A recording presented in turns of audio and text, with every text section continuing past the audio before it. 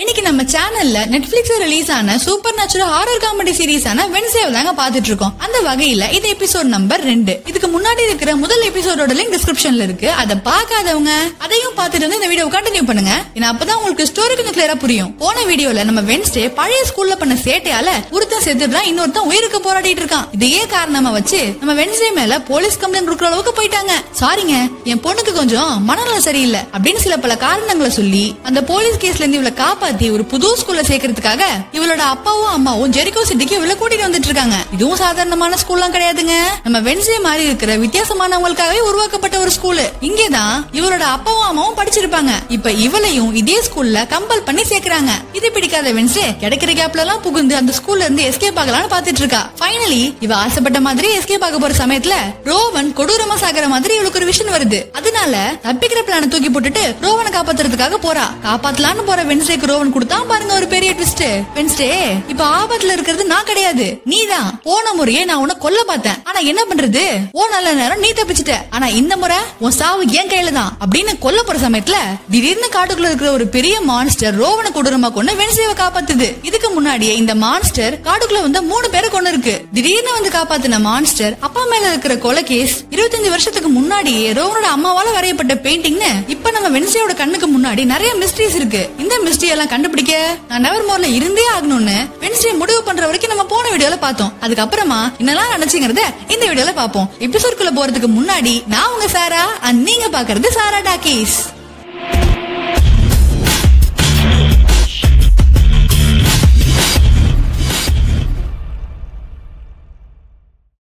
ரோவனோட கொலை நடந்த அன்னைக்கு வென்ஸ்டே பியங்கா கிட்ட இந்த கொலைய பத்தி சொல்லி ஷெரீஃப்க்கு இன்ஃபார்ம் பண்ணுன்னு சொல்லிட்டு அங்கேயே மயங்கி விழுந்திருக்கா. விஷயத்தை கேள்விப்பட்ட ஷெரீஃப் அவரோட டீமோட காட்டுக்குள்ள வந்து ரோவனோட டெட் பாடியை தேடிட்டு இருக்காரு. எவ்வளவு தேடினாலும் டெட் பாடி அவருக்கு கிடைக்கல. இருந்தாலும் ஷெரீஃபும் அவரோட டீமும் அன்னைக்கு நைட்டு முழுக்க காட்டுக்குள்ள தேடிட்டு இருக்காங்க. அடுத்த நாள் காலையில யாரு கொலைய பத்தி இன்ஃபார்ம் பண்ணது அப்படிங்கறத விசாரிச்சு வென்ஸ்டே கிட்ட இன்வெஸ்டிகேட் பண்றதுக்காக ஷெரீஃப் நெவர்மோர்க்குள்ள வராரு. ஆனா வீம்ஸ் இதுக்கு அலோவ் பண்ண மாட்டாங்க. கொலை நடந்திருக்குன்னு நீ சொல்ற, ஆனா காட்டுக்குள்ள காலடி தடமோ டெட் பாடியோ ரத்தமோ இல்லையே. ஷெரீஃப், கொலை நடந்தது நான் என் கண்ணால பார்த்தேன். அப்போ நீ அந்த மான்ஸ்டர் பார்த்த, அப்படித்தானே? ஆமா ஷெரீஃப், காட்டுக்குள்ள ஒரு மான்ஸ்டர் இருக்கு, அதுதான் ரோவனை கொலை பண்ணுச்சுன்னு சொல்றா. ஆனா இது எதையுமே நம்பாம ஷெரீஃப் வென்ஸ்டே கிட்ட நக்கலா கேள்வி கேட்டுட்டு இருக்காரு. அவரோட பாயிண்ட் ஆஃப் வியூவே காட்டுக்குள்ள நடக்கிற கொலைகளை பண்ணது நெவர்மோரை சேர்ந்து யாரோ ஒருத்தர் நினைக்கிறாரு. இதையே வெளியே சொல்ல அதை கேட்டு கடுப்பான வீம்ஸ், போதும் ஷெரீஃப், இங்க கேட்கிற கேள்வி எல்லாம் பார்த்தா எங்க ஸ்டூடெண்ட்ஸ் மேல தான் நீங்க சந்தேகப்படுறீங்கன்னு நினைக்கிறேன். காணாம போனது எங்க ஸ்டூடெண்ட். அது மட்டும் இல்லாம நெவர்மோரை சேர்ந்த யாரோ ஒருத்தர் தான் கொலை பண்ணாங்கிறதுக்கு உங்ககிட்ட எந்த எவிடன்ஸும் இல்ல.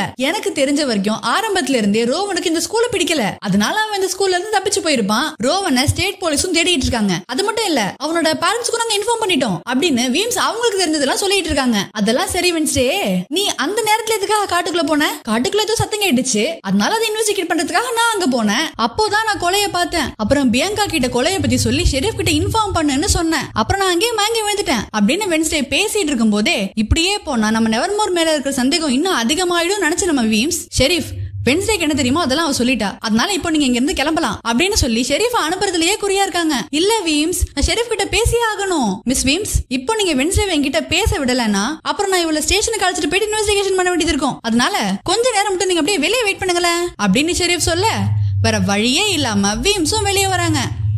ஷெரீஃப், ரோவனோட இறப்பை யாரோ மறைக்க பாக்குறாங்களோன்னு எனக்கு தோணுது. ஓ அப்படியா?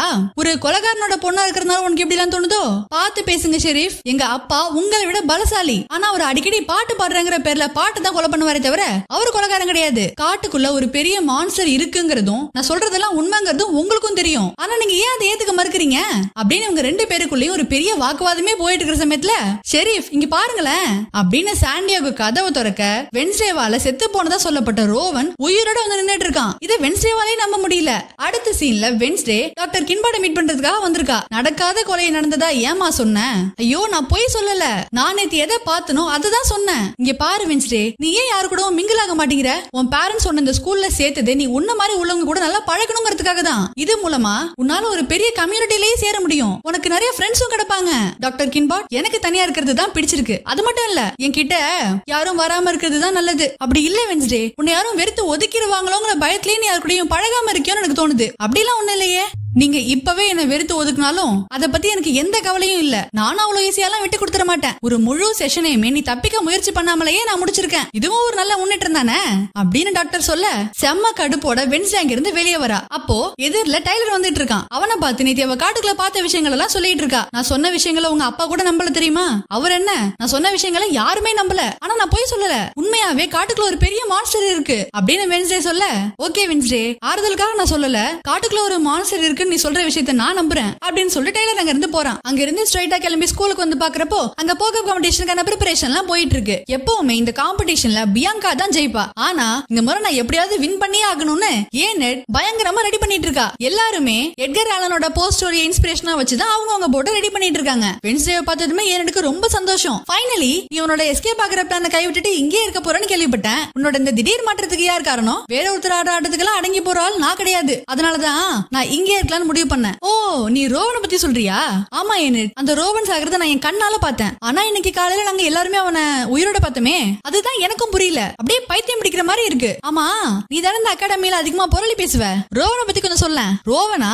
அவன் எப்பவுமே தனியாவே தான் இருப்பான். இதுக்கு மேல அவனை பத்தி எனக்கு எதுவும் தெரியாது. ஜேவியர் அவனோட ரூம்மேட் தான். நீ வேணா அவன்கிட்ட கேட்டு தெரிஞ்சுக்கோயேன். அதெல்லாம் இருக்கட்டும். இந்த போக்கப் ரேஸ்னா என்ன? நெவர்மோர் அகாடமியில இந்த போக்கப் ரேஸ் 125 வருஷமா நடந்துகிட்டு இருக்கு. டோட்டலா 4 டீம் இருப்பாங்க. 4 டீமும் ரேவன் ஐலாண்ட் வரைக்கும் படகோட்டிக்கிட்டே போய் ஜோசப் கிராக்ஸ்டன் கிரிப்ல இருக்கிற கொடியை எடுத்துக்கிட்டு மறுபடியும் படகோட்டிக்கிட்டே கரைக்கு வரணும். யாரோட போட் எந்த ஒரு டேமேஜுமே இல்லாமலோ இல்ல மூழ்காமலோ ஃபர்ஸ்ட் கரைக்கு வருதோ அவங்க தான் வின்னர். இந்த கேமை பொறுத்த வரைக்கும் எந்த ரூல்ஸுமே கிடையாது. சோ என்ன வேணாலும் செஞ்சு நீங்க ஆப்போனன்ட் தோக்கடிக்கலாம். செம்ம ஜாலியா இருக்கும். எங்க கூட நீயும் கலந்துக்கிறியா? இல்ல ஏனெட், இது என்னோட நாவல் எழுதுற நேரம், அதனால நான் கிளம்புறேன். அப்போ ஓகே, ரேஸ் அன்னைக்கு லேக் சைடுக்கு வந்து எங்களுக்கு சேர் அப் பண்ண, அதுவே போதும் அப்படின்னு ஏனெட் சொல்லும் போது எந்த ஒரு பதிலுமே சொல்லாம வென்ஸ்டே முறைக்கிறத பார்த்துட்டு, ஓகேமா உனக்கு பிடிச்சா நீ வா, நான் ஒன்னு கம்பல் பண்ணல அப்படின்னு சொல்றா. அடுத்த சீன்ல வென்ஸ்டே நாவல் எழுதிட்டு இருக்கா. உனக்கு தெரிஞ்சதே எழுதுன்னு சொல்லுவாங்கல்ல, அது எனக்கு சுத்தமா பிடிக்காது. ஏன்னா எந்த ஒரு இமேஜினேஷனுமே இல்லாதவங்க தான் அந்த மிஸ்டேக்க பண்ணுவாங்க அப்படின்னு டைப் பண்ண பேப்பர்லாம் கசக்கி போட்டுட்டு இருக்கா. எழுதுறதுக்கு இவளுக்கு எதுவும் ஐடியா கிடைக்கலன்னு நினைக்கிறேன். அந்த சமயத்துல ரோவனோட அம்மா வரைஞ்ச பெயிண்டிங்க பாத்துட்டு இருக்கா. அந்த பெயிண்டிங்ல டாப் கார்னர்ல ஒரு சிம்பிள் தெரியுது. ஓகே,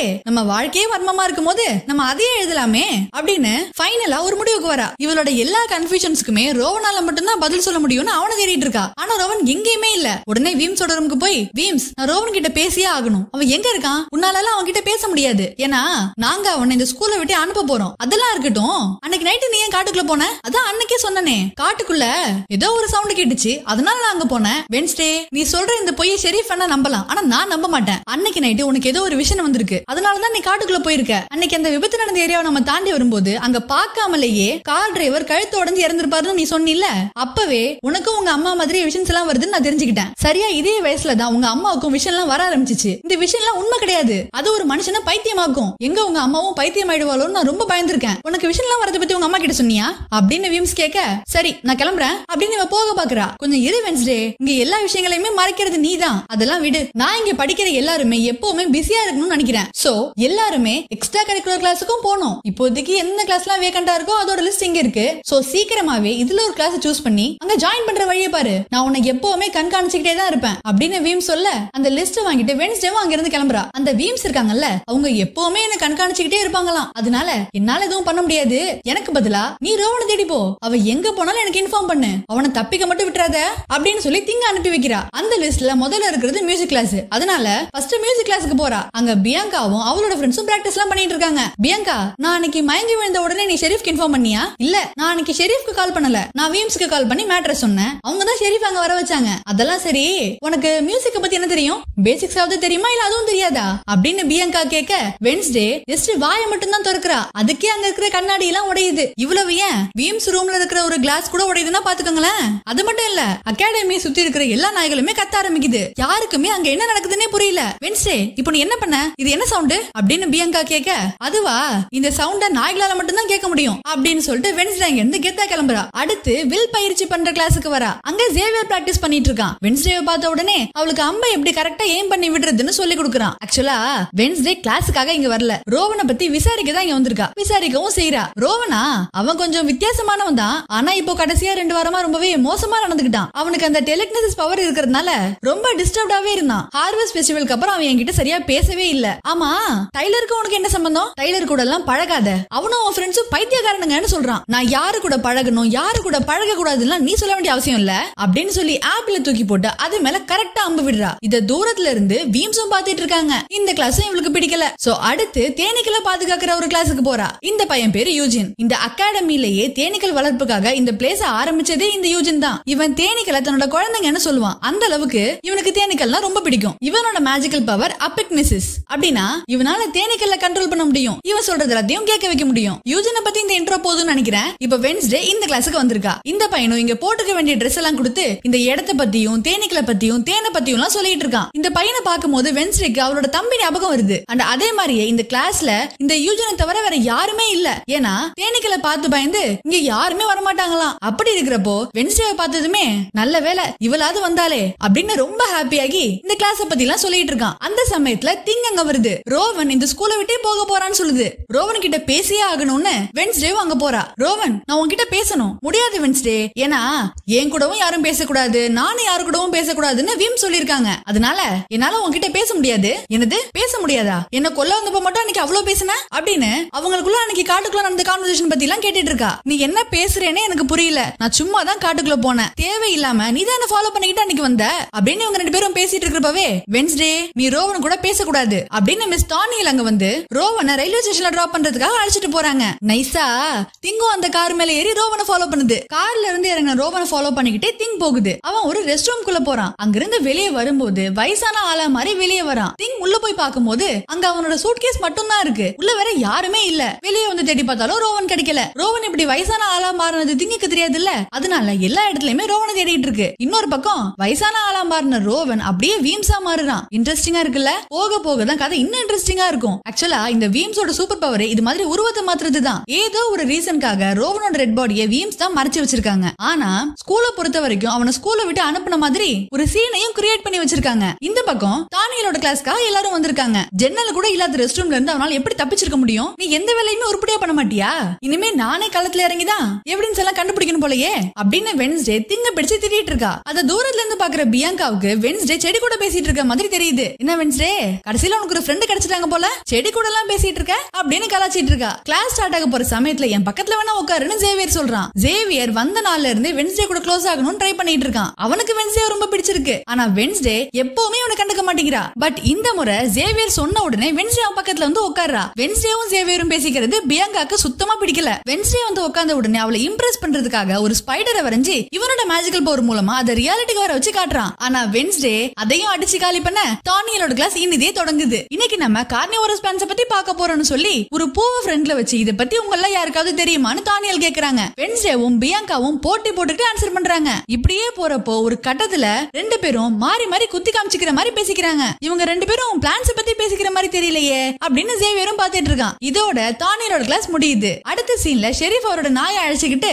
காட்டுக்குள்ள இன்வெஸ்டிகேஷன் பண்றதுக்காக கிளம்புறாரு. அப்போ அங்க வந்து டைலர், அப்பா இந்த நேரத்துல நீங்க எங்க போறீங்க? இல்ல கேஸுக்கு ஒரு லீடு கிடைக்கும்னு தோணுது, அதனால நான் காட்டுக்குள்ள இன்வெஸ்டிகேட் பண்ண போறேன். அந்த காட்டுக்குள்ள ஒரு பெரிய மான்ஸ்டர் இருக்குன்னு வென்ஸ்டே சொன்னாலே அதை நீங்க இன்னுமா நம்புறீங்க?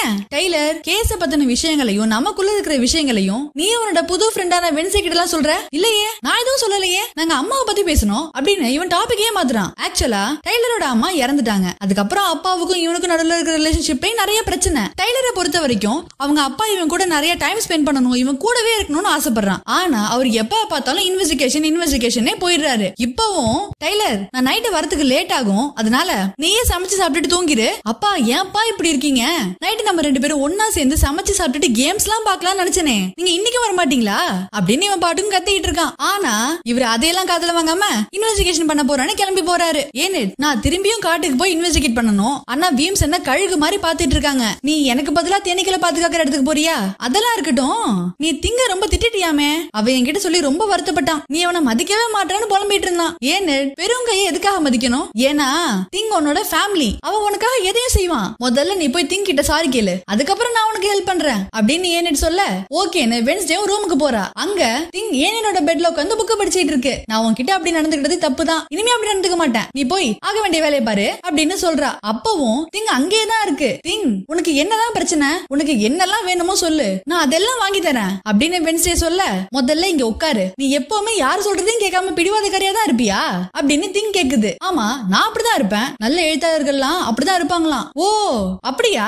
நல்ல எழுத்தாளர்கள் மட்டும் இல்ல, இந்த சீரியல் கில்லர்ஸ் எல்லாம் இருக்காங்கல்ல, அவங்களும் அப்படிதான் இருப்பாங்க அப்படின்னு சொல்லிட்டு நீ என்கிட்ட இருந்து எதையோ மறைக்கிறியோன்னு தோணுது. என்ன விஷயம் சொல்லு அப்படின்னு திங்க் பொறுமையா கேக்குது. ஓகே, உண்மையை சொல்லிடலான்னு அன்னைக்கு காட்டுக்குள்ள ரோவனுக்கும் வென்ஸ்டேக்கு நடுவுல நடந்த கான்வர்சேஷன் பத்தியும் இவளால இந்த ஸ்கூலே அழிய போதுங்கிறதையும் ரோவனோட அம்மா வரைஞ்ச பெயிண்டிங் பத்தியும் சொல்றா. கவலைப்படாத வென்ஸ்டே, நான் எப்பவுமே உனக்கு துணையா இருப்பேன் அப்படின்னு திங்க் சொல்லுது. அடுத்த சீன்ல வென்ஸ்டேக்கு ஹெல்ப் பண்றதுக்காக ஏனெட் தேனீக்களை பாதுகாக்கிற இடத்துக்கு வந்திருக்கா. இங்க பாரு ஏனெட், வீம்ஸ் உன்னை ஃபாலோ பண்ணாங்கன்னா அவங்கள விட்டு தள்ளியே இரு, எப்பவுமே மூஞ்ச உருன்னு வச்சுக்கோ அப்படின்னு ஏனெட்டுக்கு அட்வைஸ் பண்ணிட்டு போற போக்குல இத பத்தி நீ யாருக்கிட்டையும் வாய் திறக்க கூடாது அப்படின்னு யூஜனையும் வார்ன் பண்றா. என்ன வென்ஸ்டே, இத பத்தி நான் யாருக்கிட்டையும் சொல்ல மாட்டேன். ஒரு விஷயம் என்னன்னா, நான் தான் உனக்கு தேங்க்ஸ் சொல்லணும். இதுக்கு முன்னாடி எங்க 2 பொண்ணுங்க வந்ததே இல்ல. அது மட்டும் இல்லாம எனக்கு வேர்வல்ஃப் பொண்ணுங்கன்னா ரொம்ப பிடிக்கும், உனக்கு பிடிக்கும். ஆனா அவளுக்கு ஒண்ணு பிடிக்கிறதுக்கு 1% கூட சான்ஸ் இருக்காதுன்னு நினைக்கிறேன். வென்ஸ்டே, அது ஏன் பிரச்சனை, நான் பாத்துக்கிறேன், நீ கிளம்புமா அப்படின்னு அவளை அனுப்பிட்டு வழக்கம் போல தேனீக்களை பத்தி கிளாஸ் எடுத்துட்டு இருக்கான். வேற வழியே இல்லாம ஏனெடும் பாவமா கேட்டுட்டு இருக்கா.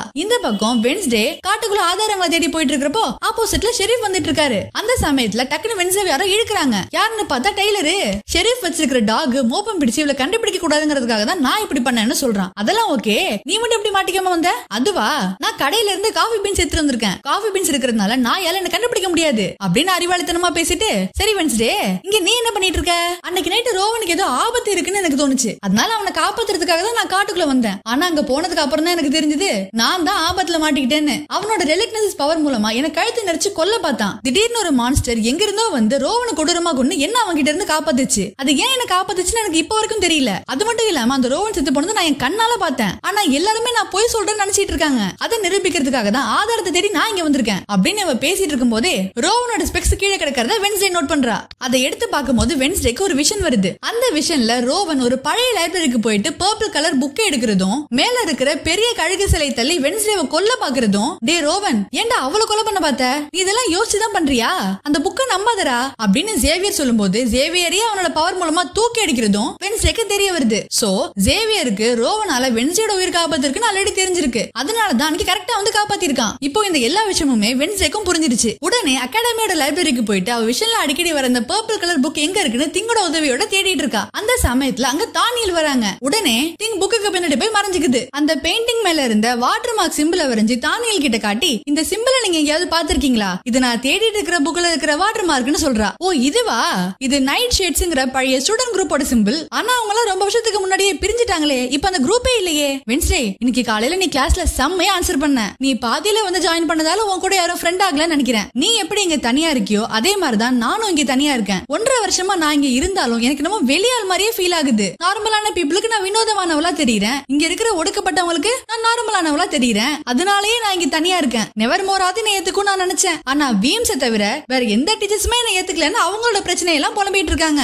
எதையுமே பெருசா கண்டுக்காத வென்ஸ்டே கூட இவங்க பேசுறத பொறுமையா கேட்டுட்டு இருக்கா. உனக்கு எப்பவாச்சும் மனசு விட்டு பேசணும்னு தோணுச்சுன்னா நீ என்கிட்ட பேசலாம் அப்படின்னு சொல்லிட்டு தானியல் அங்க இருந்து கிளம்புறாங்க. ஜாகிங்க முடிச்சிட்டு அகாடமிக்கு திரும்பி வந்த ஜேவியர் அவனோட ரூம்ல குளிக்க போறான். அந்த கேப்ல வென்ஸ்டே அந்த ரூமுக்குள்ள வந்து பர்பிள் புக் எங்கேயாவது இருக்கான்னு தேடிட்டு இருக்கா. அப்படி தேடும் போது ஜேவியரோட டிராயிங் புக் இவளோட கண்ணுல படுது. அந்த புக்ல இவன் வென்ஸ்டேவையும் வரைஞ்சு வச்சிருக்கான். அதை பார்த்துட்டு ரோவனோட சைடுல தேடும் போது அவனோட பெட் கீழே ஒரு மாஸ்க் இருக்கு. எதுக்கும் இருக்கட்டும் அதையும் எடுத்து வச்சுக்கிறா. இப்படியே தேடிக்கிட்டு இருக்கிற சமயத்துல யாரோ கதவு தட்டுறாங்க. சத்தம் கேட்டு ஜேவியரே வந்து டோர் ஓபன் பண்றான். அங்க பியங்கா ஜேவியரை பாக்குறதுக்காக வந்திருக்கா. ஆக்சுவலா இவங்க 2 பேருக்கும் ஏன் பிரேக்கப் ஆச்சுன்னா, இவ சைரனா இருக்கிறதுனால அவளோட பவரை பயன்படுத்தி ஜேவியரை மேனிபுலேட் பண்ணிருக்கா. அவ சொல்ற எல்லாத்தையுமே கேட்க வச்சிருக்கா. அது தெரிஞ்சதாலதான் ஜேவியரை பிரேக்கப் பண்ணிருக்கான். ரோவனால வென்ஸ்டேயோட உயிருக்கு ஆபத்து வரும்னு அவ பின்னாடியே சுத்திட்டு இருந்த. அவளை பத்தி நீ ஏன் தேவையில்லாம கவலைப்பட்ட? உனக்கு அவளை பிடிச்சிருக்கா என்ன? நான் உன்னை ஒரே ஒரு தடவை மேனிபுலேட் பண்ணிட்டேன், அதுக்காக நீ என்ன வெறுத்துடுவியா? நல்லா கேட்டுக்கோ ஜேவியர், வென்ஸ்டே உன்னோட ட்ரீம் கேர்ள் கிடையாது. நாளைக்கு பாரு போக்கப் காம்படிஷன்ல அவளோட ஒஃபீலியா ஹால் ரூம்மேட்டை எப்படி தோக்கடிக்கிறேன்னு. அந்த தோல்விய அவ லைஃப் முழுக்க மறக்க மாட்டா. அதுக்கான எல்லா ஏற்பாட்டையுமே நான் ஆல்ரெடி பண்ணிட்டேன் அப்படின்னு பியங்கா திமிரா பேசிட்டு இருக்கா. இதுக்கு முன்னாடி வரைக்கும் போக்கப் ரேஸ பத்தி வென்ஸ்டேக்கு எந்த கவலையுமே இல்ல. ஆனா எப்ப அந்த ரேஸ வச்சு வென்ஸ்டேவையும் ஏனடே அவமானப்படுத்தணும்னு பியங்கா நினைச்சாலோ அப்பவே இனிமே இவளை சும்மா விடக்கூடாது, இதுக்கு மேல நானே களத்துல இறங்கி உன்னை காலி பண்றேன்னு வென்ஸ்டே முடிவு பண்ணிட்டா. வென்ஸ்டே ரூமுக்கு வந்து பாக்குறப்போ அவங்க ஏனடே அழுதிட்டு இருக்கா. அவ கூட நாளைக்கு காம்படிஷன்ல கோ பைலட்டா இருக்க வேண்டிய பொண்ணோட சாப்பாட்டுல பியங்கா எதையோ கலந்துட்டா. அதனால அந்த பொண்ணு ஃபுட் பாய்சன் ஆகி நாளைக்கு கோ பைலட் இல்லாம நான் என்ன பண்ணுவேன்னு ஏனடே அழுதிட்டு இருக்கா. ஏனட், இது எல்லாமே அந்த பியங்காவோட வேலை தான். நாளைக்கு நம்ம 2 பேரும் சேர்ந்து அந்த பியங்காவை தோக்கடிப்போம். எப்பவுமே அவ தான் போக பிரைஸ்ல வின் பண்ணுவான்னு சொன்னீல, அவ எப்படி வின் பண்ணுவான்னு உனக்கு தெரியுமா? அவ எப்படி வின் பண்ணுவான்ல பண்ணலாம் எனக்கு தெரியாது. ஆனா அவ சைரனா இருக்கிறதுனால அவ தான் master of the water. So ஏதோ ஒரு ட்ரிக்க பண்ணி தான் அவ எல்லா முறையுமே வின் பண்ணிட்டு இருக்கா. ஓ அப்படியா, நீ கவலைப்படாத, நம்ம அவ வழியிலேயே போய் அவளை தோக்கடிப்போம் அப்படின்னு வென்ஸ்டே சொல்றா. அடுத்த நாள் காலையில எல்லாமே தயாரா இருக்கு. திங்கும் ரெடியா இருக்கான். ஆமா, நைட்டு முழுக்க நீயும் திங்கும் என்ன பண்ணிட்டு இருந்தீங்க? ஏன் அது சர்ப்ரைஸாவே இருக்கட்டுமே அப்படின்னு சொல்லிட்டு காம்படிஷனுக்கான காஸ்டியூம் போடுறதுக்காக கிளம்புறா. ஒபிலியா ஹால் டீமோட பேரு பிளாக் கேட்ஸ். சோ அதுக்கேத்த மாதிரியான காஸ்டியூம் போட்டு வென்ஸ்டே அங்க இருந்து அழகா வெளியே வரா. இதுல மொத்தமா 4 டீம் இருப்பாங்க. வேம்பயர் டீமோட பேரு தி பிட் அண்ட் தி பெண்டுலம். சேவியரோட டீமோட பேரு அம்காண்டிலடோ. இந்த டீம்ல தான் ஏனடோட கிரஷான ஏஜாக்ஸும் இருக்கான். வென்ஸ்டேயோட டீமோட பேரு பிளாக் கேட்ஸ். பியாங்காவோட டீமோட பேரு கோல்ட் பக்ஸ். எல்லாருமே அவங்க டீமோட பேருக்கு ஏத்த மாதிரி காஸ்டியூமும் போட்டிருக்காங்க, போட்டையும் ரெடி பண்ணிருக்காங்க. பக்கத்து போட்ல இருக்கிற ஏஜாக்ஸையே ஏனட் பாத்துட்டு இருக்கா. ஏனட், அந்த போட்டை பார்த்தது போதும், நீ இங்க போக்கஸ் பண்ணு அப்படின்னு வென்ஸ்டே சொல்றா. பக்கத்து போட்ல இருக்கிற சேவியர் வென்ஸ்டேவே பாத்துட்டு இருக்கான். இத பார்த்து கடுப்பான பியாங்கா, வாங்க போன குட்டீஸ் எப்படி இருக்கீங்க அப்படின்னு தேவையில்லாம கலாய்க்க, பியாங்கா எனக்கு யாரையும் தோக்கடிக்கணும்னு ஆசையே இல்ல, ஒன்ன மட்டும் தோக்கடிச்சாவே போதும் அப்படின்னு வென்ஸ்டே சொல்ல, ஏற்கனவே டென்ஷன்ல இருந்த பியாங்கா இன்னும் டென்ஷன் ஆகுறா. வீம்ஸ் இந்த போட்டியோட அருமைகளையும் பெருமைகளையும் சொல்லி இந்த போட்டியை ஸ்டார்ட் பண்றாங்க. இருக்கிறதுலயே சேவியரோட போட் தான் செம்ம ஃபாஸ்டா போயிட்டு இருக்கு. அந்த சமயத்துல பியாங்கா கரையில நிக்கிற ஒருத்தனுக்கு கண்ண காட்டுறா. அவன் டக்குனு தண்ணில குதிச்சு மீனா மாறிட்டான். சோ இவனை வச்சு சீட்டிங் பண்ணி தான் இந்த பியாங்கா இவ்வளவு வருஷமா ஜெயிக்கிறான்னு நமக்கு புரிய வருது. இந்த பக்கம் வேம்பயர் டீம் அவங்க படகுல 2 பக்கமுமே 2 பெரிய கோடாரிகளை வச்சிருக்காங்க. அந்த கோடாரிகளை வச்சு பிளாக் கேட்ஸையே அட்டாக் பண்றாங்க. ஆனா நம்ம பிளாக் கேட்ஸ் இந்த அட்டாக்ல இருந்து அசால்ட்டா தப்பிச்சிட்டாங்க. இதுக்கு நடுவுல அந்த மீன் மாதிரி மாறினான ஒருத்தன், அவன் இந்த வேம்பயர்ஸோட போட்டை பிடிச்சு இழுத்து 2 உடைச்சு போட்டுறான். சோ இந்த போட்டியில இருந்து வேம்பயர் டீம் டிஸ்குவாலிஃபை ஆயிட்டாங்க. இதுல பியாங்காக்கு செம்ம சந்தோஷம். நடக்கிறது எதுவுமே சரியா படலையே அப்படின்னு வென்ஸ்டே யோசிக்கும் போது தூரத்துல மீனோட வால் தெரியுது. ஓ இதான் மேட்ரா, நீ இப்படிதான் ஜெயிக்கிறியா அப்படின்னு பியாங்காவோட ட்ரிக்க புரிஞ்சுக்கிட்ட வென்ஸ்டே அடுத்து என்ன பண்ணணும்ங்கறத திங்க கிட்ட தெளிவா சொல்றா. அதுவும் அதே மாதிரியே சிறப்பா செய்யுது. தண்ணிக்குள்ள ஓவரா ஆட்டம் போட்டுட்டு இருந்த மீனை வலையை விரிச்சு பிடிக்கிறாங்க. ஃபைனலி பியாங்காவோட ஆளு இப்போ நம்ம வென்ஸ்டே விரிச்ச வலையில மாட்டிக்கிட்டான். இதெல்லாம் ஒரு பக்கம் இருக்க, ஜேவியரும் ஏஜாக்ஸும் படகு ஓட்டிக்கிட்டு ரேவன் ஐலாண்டுக்கு வந்துட்டாங்க. 2 பேரை போட்டுக்கு காவலா இருக்க வச்சுட்டு கொடி எடுக்கிறதுக்காக ஓடுறாங்க. அவங்களுக்கு பின்னாடியே 2வதா பிளாக் கேட்ஸும் வந்துட்டாங்க. ஏனட், நீ போட்டை பாத்துக்கோ, நான் போய் கொடி எடுத்துட்டு வந்துடுறேன் அப்படின்னு வென்ஸ்டே ஓடிட்டு இருக்கா. நம்ம ஏனட் மட்டும் என்ன சாதாரண ஆளா? ஜேவியரோட போட்ல இருந்த 2 பசங்களையும் திங்க வச்சு டிஸ்ட்ராக்ட் பண்ணி அவங்களை வெளியே அனுப்பிட்டு அந்த போட்டையும் உடைச்சு விட்டுறா. சோ இப்போ இந்த டீமும் போட்டியில இருந்து டிஸ்குவாலிஃபை ஆயிட்டாங்க. இப்போதான் ஆட்டமே களை கட்டுது. போட்டி ரொம்ப விறுவிறுப்பா போயிட்டு இருக்கு. வென்ஸ்டேவா பியாங்காவாங்கிற மாதிரி போயிட்டு இருக்கு. ஆனா இது எதுவுமே தெரியாம ஜேவியரும் ஏஜாக்ஸும் கொடி எடுத்துட்டு வேகமா ஓடி வந்துட்டு இருக்காங்க. வென்ஸ்டே அவளோட கொடி எடுக்கும் போது டக்குனு அவளுக்கு ஒரு விஷன் வருது. அந்த விஷன்ல இதே பில்டிங் தான் இருக்கு. ஆனா வென்ஸ்டேக்கு முன்னாடி வென்ஸ்டே மாதிரியே ஒரு பொண்ணு வந்து நின்னுட்டு இருக்கு. இத வென்ஸ்டேவும் அப்படியே ஷாக்கிங்கா பாத்துட்டு இருக்கா. அந்த பொண்ணு முன்னாடி வந்து, வென்ஸ்டே நீதான் முக்கியம், நீதான் சாவி அப்படின்னு சொல்லிட்டு மறைஞ்சு போகுது. இந்த இடத்தோட பேரு ரேவன் ஐலாண்ட். இந்த இடத்துல வாழ்ந்த ரேவன் இன மக்களை தான் இந்த ஜோசப் கிராக்ஸ்டோன் கொடூரமா கொன்னிருப்பான். ஆனா அந்த அட்டாக்ல இருந்து இந்த ரேவன் இனத்தை சேர்ந்த ரொம்ப சக்தி வாய்ந்த சூனியக்காரியான கூடி ஆடம்ஸ் மட்டும் தப்பிச்சு போயிருப்பா. இதுல இருந்தே உங்களுக்கு ஒரு விஷயம் புரிஞ்சிருக்கும். இந்த ஆடம்ஸ் ஃபேமிலியும் இங்க வாழ்ந்த இதே ரேவன் இன மக்களை சேர்ந்தவங்க தான். கூடி ஆடம்ஸ்ங்கிறவங்க இந்த வென்ஸ்டே ஆடம்ஸோட ஆன்செஸ்டர். இவங்களோட கதையெல்லாம் பின்னாடி டீடைல்டா வரும், நம்ம அப்ப பாத்துக்கலாம். நான் ஜஸ்ட் உங்களுக்கு இது புரியறதுக்காக சொன்னேன். வென்ஸ்டே படுத்து கிடக்கிறத பார்த்துட்டு, என்னம்மா தூங்கிட்டியா அப்படின்னு பியாங்கா கேட்க, வென்ஸ்டே உடனே முழிச்சிட்டா. கொடி எடுத்துக்கிட்டு ஃபாஸ்டா போட்ல ஏறுறா. முதல்ல கொடியோட போற ஜேவியரோட போட் நம்ம ஏனட் உடைச்சதால அப்படியே மூழ்க ஆரம்பிக்குது. அந்த ஜோக்கர்ஸ்க்கு எல்லாம் பாய் சொல்லிட்டு பிளாக் கேட்ஸ் முன்னாடி போயிட்டு இருக்காங்க.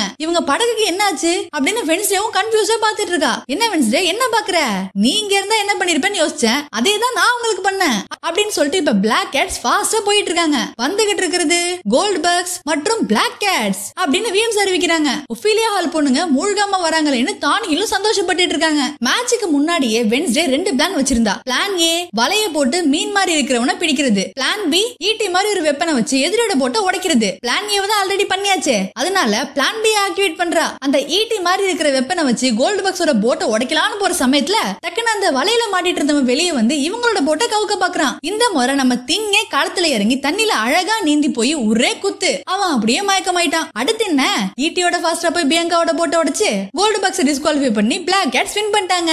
கொடியை எடுத்துக்கிட்டு ரொம்ப சந்தோஷமா ஏனடும் வென்ஸ்டேவும் ஃபினிஷிங் பாயிண்ட்க்கு வராங்க. இந்த வெற்றியை நான் என் லைஃப் முழுக்க மறக்கவே மாட்டேன். இன்னைக்கு எனக்கு ரொம்ப ஸ்பெஷலான ஒரு நாள். தேங்க்யூ வென்ஸ்டே அப்படின்னு ஏனட் சொல்றா. தண்ணியில முழுகின பியாங்காவும் அவளோட ஃப்ரெண்ட்ஸும் பொறுமையா நீந்தி மேல வராங்க. பிடிக்காதவங்கள பழி வாங்கும் போது இருக்கிற சுகமே தனி அப்படின்னு வென்ஸ்டே அவங்கள பாத்துட்டு இருக்கா. அடுத்த நாள் காலையில அசம்பிளில பிளாக் கேட்ஸ் டீமை பாராட்டி வீம்ஸ் அவங்களுக்கு போக்கப் கொடுக்குறாங்க. எல்லாருமே செம்ம ஹாப்பியா இருக்காங்க. ஆனா வென்ஸ்டே மட்டும் அங்கிருந்து தனியா கிளம்பி போய் ஒரு சிலைக்கு பக்கத்துல உட்கார்ந்துருக்கா. எதாச்சியா மேல பாக்கும்போது இவ இவ்வளவு நல்லா தேடிட்டு இருந்த அந்த வாட்டர் மார்க் சிம்பிள் அந்த சிலையோட கையில இருக்கிற புக்ல இருக்கு. ஓ இது இங்கதான் இருக்கா அப்படின்னு இவ பாத்துட்டு இருக்கிற சமயத்திலேயே அங்க வீம்ஸ் வராங்க. வென்ஸ்டேவையும் ஏனடையும் பார்த்துட்டு, உனக்குன்னு ஒரு ஃப்ரெண்ட் இருக்கிறத பார்க்கும்போது எனக்கு ரொம்ப சந்தோஷமா இருக்கு வென்ஸ்டே. உங்க அம்மாவும் உன்ன மாதிரி தான். இல்ல வீம்ஸ், உடல் ரீதியாவும் மன ரீதியாவும் எங்க 2 பேருக்குள்ளேயும் நிறைய வித்தியாசம் இருக்கு. நாங்க 2 பேரும் ஒண்ணு இல்ல. அப்படி கிடையாது வென்ஸ்டே. இதுக்கு முன்னாடி ஒஃபிலியா ஹால் எப்ப போக்க பிடிச்சோன்னு உனக்கு தெரியுமா?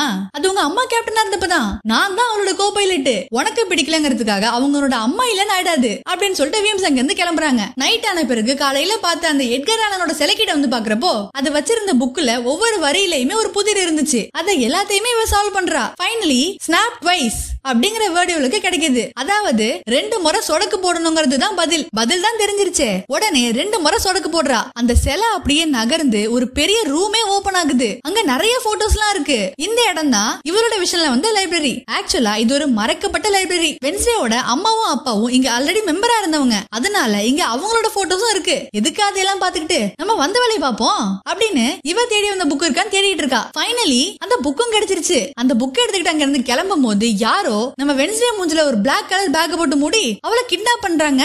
இனிமேதான் கதை இன்னும் இன்ட்ரெஸ்டிங்காவும் விறுவிறுப்பாவும் இருக்கும். அதனால நம்ம ரிமைனிங் ஸ்டோரிய நெக்ஸ்ட் எபிசோட்ல பார்க்கலாம். உங்களுக்கு இந்த வீடியோ பிடிச்சிருந்தா மறக்காம லைக் பண்ணுங்க. நீங்க நம்ம சேனல் இன்னும் சப்ஸ்கிரைப் பண்ணலன்னா மறக்காம சப்ஸ்கிரைப் பண்ணுங்க. தேங்க்ஸ் ஃபார் வாட்சிங்.